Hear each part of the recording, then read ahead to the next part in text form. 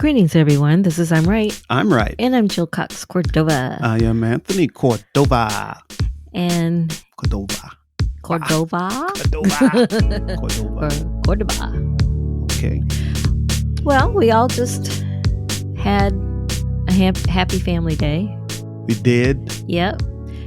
Ours was a bit uneventful. But the day after, we got a chance to meet up with some friends who don't live in Georgia. Yeah, which was fun. It was very fun. And we got to go to this is a plug, so I hope they remember. We went to the High Museum. Oh, I think I'm about ready to hurt the plug. Don't hurt the plug. Don't discuss the art there or anything. We enjoyed the exhibit with our friends. Yes. That's it. Most of it. That's it. Most of the exhibit. That's it. We enjoyed the High with our friends. Yes. I'm happy to be a member of the High again. Yeah, me too. Okay, but that's not what this week's episode is about. You want to know what this week's episode is about? I do. It is. This week we're talking about dealing with loss. It's part of a segment that we call Stand by your stance. When I say dealing with loss, I'm not just talking about death. Yeah, that's what I was going to ask you. Although it can feel that way. I was going to ask you, what type of loss are we talking about? Well, I know this is going to surprise everybody, but I seem to lose friends every year. Huh? I seem to lose friends every year. You got people dying off every year? No, I said it's not about death. Well, you said not necessarily. It doesn't have to only be about death. Well, I'm not talking about friends who have died, although I did have a really good friend who died a couple of years ago. Mm-hmm. And I still think about her every day. But that's not what I'm talking about. What are you talking about? I'm talking about you realize after many years of being friends with someone that maybe you're not friends. Not friends anymore, or never have really been friends? Well, I've had both situations. I've had the realization that maybe we were never friends. And I don't believe in the word frenemies. Right. I think you're either friends or enemies. Yes. Well, you don't have to be friends or enemies. I don't think there's such thing as a friend who yes. Yes. Either they're your friend or they're not. Yes. So I've had people in my life that I always thought they were a friend. Yeah. But in some cases they never were. And then this year I've had people I thought were friends. And I realized not really. And I don't think it's always been that way, but not really. Like if I can't discuss openly with my friend, this is how I define friends, because I know you say that my friends are your friends, but I actually have very few people I call friend. So listeners, if I call you friend, I really mean that. I really mean that. But my criteria for calling someone a friend is if I'm comfortable, I can be myself around them. I don't have to watch what I say around them.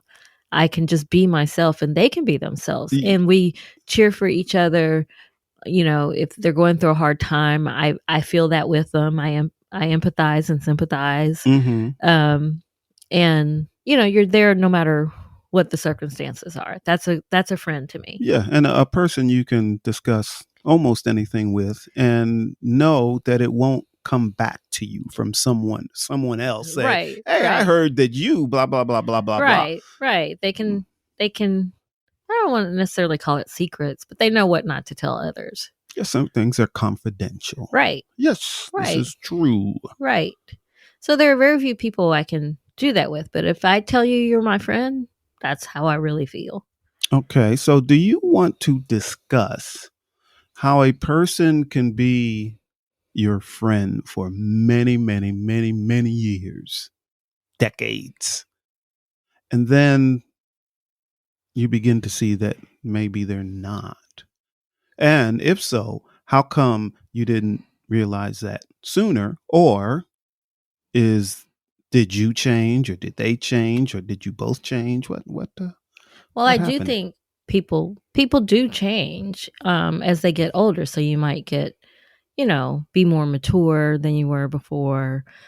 Priorities change as well. Mm-hmm. Um, and we've said before during this podcast that jobs can change you too, and people can change you too. You were saying to me last night, crazy can make people crazy. Yes, if you live with somebody that's cuckoo, and I'm not making light of anyone that has a mental condition, but if you live with someone that has a severe mental condition, um, it can affect you in a negative way where you can begin to take on their issues Right, right, per se. right. And in regard with, I told you that I've had jobs that changed me for the worse. And when I realized that, you know, it's like, oh, time to go. I can't be that person Mm-hmm. that I've changed into. And when I remove myself from the situation, I'm back to being me. Not that I'm perfect, Mm-hmm. but I have realized when I've changed for the worse. So to answer your question, yes, friends, you can realize how you're maybe not compatible as friends anymore when either you change, they change, or both of you change. Mm-hmm. Also, different we go through different phases in our life. No, this is true. You, So, you know, people tell me all the time, my friends say all the time that I reinvent myself. And I choose to define that as I just have a lot of interests and I just don't limit myself to one interest. uh-huh. So, like in this phase of my life, I'm really going in on the interests I've had all along since I was 9. Yes. Finally I'm going in all in on it, you know. But I'm sure that changed. Well, it definitely changed me. It definitely Okay. changed me. This topic makes me feel like we're having a one-way conversation. Okay. Cuz you have several people you call friend. Yes. Uh, As we discussed in other podcasts, I just glom on to your friends. You know what I mean? I don't But our actual topic this episode is loss. it's Do lost. you feel So that you've I don't lost friends? I have lost one close, not in death. Well, there's many people I know that died that used to be friends where I grew up, people I grew up with. But no, only one. Um when we were very close, but the difference is if I'm honest with myself, is that I changed for the better. For the better. So the loss, initially, it really bothered me. But as I But you can, didn't actually let that person go. They don't even know that that you that they're lost. yeah, but it gets, I hate to say complicated, Complicated. but I'm just trying to be kind. Let's put it Right, that way. right. This person's in a certain condition now, and I'm just trying to be kind. Sure. So Because you are a kind person. Everyone knows you're the nicer one in this couple. And I don't necessarily purge people from, well, I actually do purge people from my life, but that's not what I'm talking about right now. Um, I just distance myself. so does, if a person, let's say they've had this friend for decades, and they find that it's no longer a friendship, is there a mourning process in Absolutely. that That's why also? yeah, at the very beginning of this conversation, I said I wasn't speaking about people you lose through death, but it can feel that way because I believe I'm in mourning right now. I'm mourning right now. So did you And right cry? now, I'm Are just sad. you just sad Yes. that it had to Later, come I to might that? be angry. The stages of grief. There are stages to grief. Okay. What are But those stages, Jill? I don't know all of them off the top of my head, but I know there's you're sad, you're angry, you're in denial, you accept it. There's at least one more. Okay. I I'm don't know I'm what not it gonna is. rack my brain. Well, but there's My also brain might poof explode. well, we don't want that. But there's also the kind of loss, since our podcast premise is all about relationships. There are times where you lose a friend because of the relationship they enter With someone else. with someone else. A friendship relationship. No, Is that what we're talking about? Like the person that a romantic, like. Sometimes you lose friends because of who they couple up with. Mm-hmm. And that's fine with me.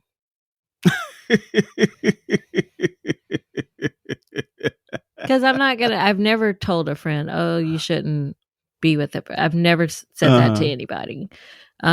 People have said it to me, not about you, but people have said it to me. Well, that's good. No one's ever told me I shouldn't be with you.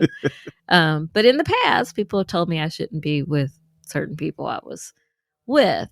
And I didn't feel like that was something for them to say. Although eventually I did listen and they were right. But So question, did you ever go back to those people and, say, hey, you tried to help me out and I wasn't listening and I just normally the time that I really got mad and she's still I still consider her a friend. The time that she just outright, you leave him, and I was like, it's not that easy. And she gave me a look, and I was really mad at her. Right. But the next day, even though I hadn't done anything about what she told me to do, I hadn't left him. But the next day I realized she loves me enough to tell me that. And so eventually when I did leave him, she was the first person I called. And she's like, oh, thank goodness. Thank goodness. And so, I wasn't mad at anyone. She wasn't the only one who told me to leave him, but she was just the most emphatic in my face about it. And so I told all those people, you know what? You were right. And thank you for looking out for me. Cool. But in regard to the friends I've lost because of who they coupled up with, they have said, oh, I'm sorry, my boyfriend, husband, whatever the case may be, he just doesn't like you. And like I said, I never try to make people, if you don't like me, you don't like me. I'm not going to try to change your mind about that. Because I believe, in many cases, the reasons they don't like me, I can't do anything about. Right. Yeah. So I don't even try. So I believe, I can still be kind to the person I considered a friend. But again, I just so they're not completely out of my life. I just distance myself because if they deserve to have love in their life, and if that's who they love and that's who loves them, okay, I'm not going to get in the middle of that. Right. But I also recognize, we can't go have lunch together anymore. We can't do any of the things we used to do together. If we see each other, we're kind to each other, but it stays right there. Yeah. The other one, that makes sense. So I've been racking my brain while you have been doing most of the talking on this episode. Do you want to talk about something different? But to come up with something. So I have to set this up. So when I was a teenager, still living in New York, I had a lot of friends. Actual friends or just? Well, yeah, I considered all of them to be friends. Okay. Actual friends. Okay. And then I start seeing that I hate gossip. Oh, me too. I really hate gossip. Me too. And I really hate for people to watch me. People watching me wherever I go. Like, What do you mean? well, like for instance, I could when I was a teenager, I could go, let's say, out to a party, get to a party, a dance club, because I used to dance a lot, and by myself, by myself. Right, because you just wanted to dance. Yes, Yes. I didn't go with anyone, just me. Right. The next day, somebody would walk up to me and say, "Hey, you were at such and such and you did this, and then you wouldn't talk to such and such, and you talked to this other Like person, they're and you spies or have something? one green sock and one black sock on." That much detail. You had spies? Gossip. But If what was the point? when you just gossip, people gossip. They just want to They gossip. just wanted you to know that someone noticed everything you were doing. Yeah. Why? That's my question. But it wasn't it wasn't them. It wasn't like my friend set out spies, but there were a lot of people that my friend knew that were there. So the friend of the friend, that person would either call them up and say, "Hey, I saw Tony out, last night at such and such place." And it happened almost wherever I went. And that's when I started realizing, I don't like having a lot of friends. So I started distancing myself From the gossips. Yeah, yeah. So then after that, then I start realizing I had to start distancing myself with male friends that, like, as I got older, they may be married, but I call them single married men. Oh, that sounds like the worst. So they Are they men who might as well be single because of they didn't stop doing anything that they did when they were single? They got married and still continued the same behavior. I don't understand that either. Why not just remain single? Still all types of things. I have one friend tell me, he came to visit me, and I'm living down here by this time with his wife. Came down with his wife. And we were going to the store, just me and him.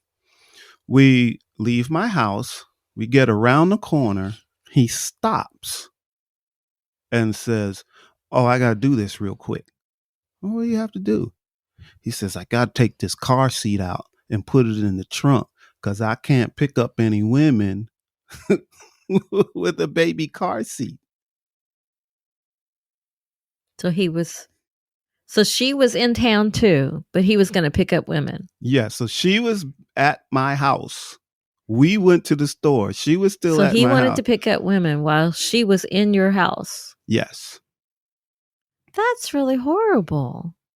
Yeah. So I mean, why treat her that way? Why even bring her? Why get married? I like I said, single married men. They don't change. So those I had to start distancing myself with friends I had that were like that. And I had to start distancing myself with friends that did drugs, like hard drugs. Right. Distancing myself from them. So did you go through a grieving process? No. It was just like, cut, and you're out? Yeah. out. I'm just distancing myself, and never, like, we can't be hey, friends. we can't be friends because you do drugs or anything like that. Just distancing myself, and being with the job I had, it made it easier for me to do because nobody would see me for months and months. So, right. So that was yeah. Even when I have purged people in the past, I didn't tell them. I just didn't contact them like I used to. And then I realized, oh, I was doing all the contacting anyway. Mm-hmm. Yeah. So it wasn't like, they continued to contact me because I realized I was I initiated it. Mm-hmm. Mm-hmm. Oh yeah, now things are coming back. There was someone else, one of my ex-in-laws, Okay. but we were close, very close. Okay.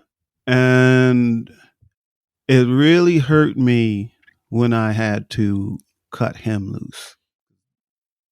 That pained me some because he suffered began to suffer from a mental illness, Mm-hmm. and he wouldn't get It help. wouldn't get help. Right. He wouldn't get help. So I continued to try to keep a relationship with him until his condition led him to believe that I was part of some COVID operation to take him down. He said, "You're one of them." Oh, so he was paranoid. Paranoid. Yeah. He was paranoid. So I knew I have to let him go. And how did you do that? You just stopped contacting him? How did you do that? You let him Yeah. know that you can't. No, I just stopped contacting him. It wasn't hard. He never questioned me about it because He in already his thought you were mind, one of them. yes. Yeah. So it was, but it hurt me bad. That really did hurt me. I hated losing him. So that one felt like you were in mourning. Yeah. Because it was like I lost close brother and a friend. So that one got me. I felt bad about that for some time.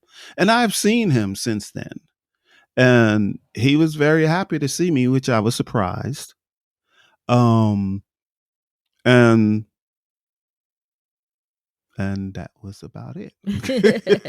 No So more contact. so whether it's you or the person you're in a couple with who endures this kind of loss, how does that affect your relationship with each other?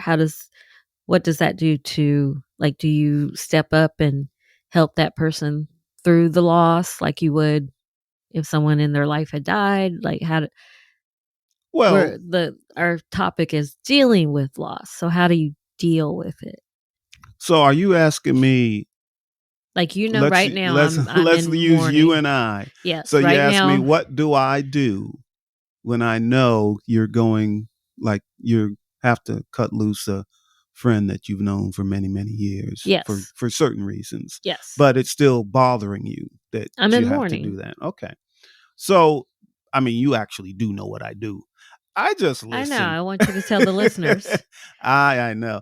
I really just listen and give you support Yes. in And that. when I ask And for advice, you give it to me. right, exactly. So I know that has to come at your pace and Right. how long it's going to take to get over this situation. Right. So I'm Because, just like, you were just describing with the person you lost that hurt you. This one's hurt. This one's hurtful. mhm. Um, and but I'm not planning to, purge them completely from my life. Yeah. But I do see a need to distance myself. Yeah, it's understandable. And if we are talking about also in these situations, it is combined with some type of mental illness. Right. Um, there's a Which certain my friend can't help. She can't help that. e- exactly, but it's not healthy for you to be around a person with mental illness and Well, to have with these that intimate, type, yes, you know. have these Some intimate. some illnesses I'm equipped to handle, but not this one because I Yeah, don't really know what it is. yeah. So that's all you can do, but I think that's the same reason why you still feel bad because they have this issue and Right. they're not getting better, Right. just Right. getting worse. Right. So yeah, that can hurt, Yeah, it definitely but you hurts. can't do anything about it, really. Yes, Except, and I don't like feeling helpless. yeah, but you can all you can do is be kind. Right, Mm, which I So continue to do. yeah, That's but what I not do. that close relationship that you used to have. Right. Right. That's unfortunate, It is. but It is. it's all And I part try of not to say anything that could make her worse, you know. correct, That could be a trigger. correct. Yes, that is true. Yes. Well, let's get to our second segment that we call Give it a rest and a resolution. Now, this whole episode we've been talking about dealing with loss. Do you have a conclusion, resolution? Well, yeah. Well, dealing with loss of a friend. We have to realize it, and I hate to use this, but it's a cliche. But that's just life. This is the things we have to go through, and overcome. We just need to address the issue when we're going through it, not bury it. That's very good. And that makes my conclusion be sometimes life just sucks. That's my conclusion. Okie dokie. Let's get to our third segment that we call I'm trying to help you. I know you have advice because you're always giving me advice on this topic. Do you have advice you want to tell our listeners? I'm not sure. What do you mean? I'm not sure. I'm not sure. What? I'm not sure. What? Well, I know you can go hear first? me. You're looking right at me. I can hear you. I can see you, but it's not making sense. It's not matching up. Shall I go first? Yeah, go first. Well, my advice is if you start feeling that your friendships or any type of relationship really is off, is going awry, the first thing I do is actually look at myself. Like, am I different? And the changes, and I'm constantly evolving, so chances are I am different. But is that difference making this relationship unbearable now? And then if I start thinking about the person that I'm in the relationship with, is it worth fighting for? Or should I just let them go? Yes. And that's sometimes a hard question. Yes, that's actually what I was going to get to, but I really did want to see what you said first, because listeners know I'm like, hey, cut them loose, out, gone. But I do think a person needs to decide whether it's worth it or not to try to talk it out with this person. Maybe you all can salvage the relationship, and maybe you can't, but only you can make that decision. Right. And again, I think you have to establish the root of the problem first. Yeah. Because it may not be fixable. Yeah. But if you see it turning into like a big argument, it's probably not even worth it to have that conversation. Just, who needs to fight? I like to fight. Oh, you don't. That's true. I don't. All right. Well, let's get to our last segment that we call. So, what do you think? What do you think? Because I'm right. Because I'm right. We want to hear from our listeners. We do want to hear from you, listeners. Please give us a call at 404-594-2247 or a text. Right. It'll be great. We still haven't gotten anyone to text us yet, but that would be cool if they did.